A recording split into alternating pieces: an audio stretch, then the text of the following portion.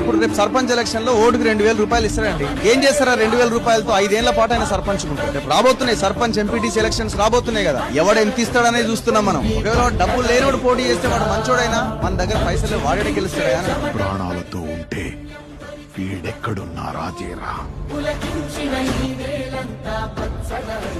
ఎప్పుడు మారుతాం మరి? దయచేసి మనం గుర్తుంచుకోవాలి, లీడర్లు మారాలి, పార్టీలు మారాలి అనేది పక్కన పెట్టండి. వాడు మారడు, మారాల్సింది ప్రజలే. సో దయచేసి ఆలోచించండి, ఈ సమాజం కోసం ఆలోచించాలి. మన కోసమే కాదు, మన పక్కోడి కోసం కూడా మనం ఆలోచించాల్సిన అవసరం ఉంది.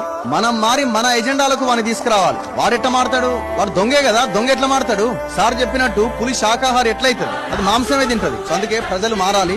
మనలో మార్పు వచ్చినప్పుడే లీడర్లు మారుతారు, పార్టీలు మారుతాయి, రాష్ట్రం దేశం కూడా బాగుపడుతుంది. ఓట్లు వచ్చిన సమయంలో పైసలు తీసుకొని ఓటేయడం మానండి దయచేసి. మందు తాగడం మానండి, మందు తీసుకొని ఓటేయడం మానండి దయచేసి. అది ఎప్పుడైతే చేంజ్ అవుతుందో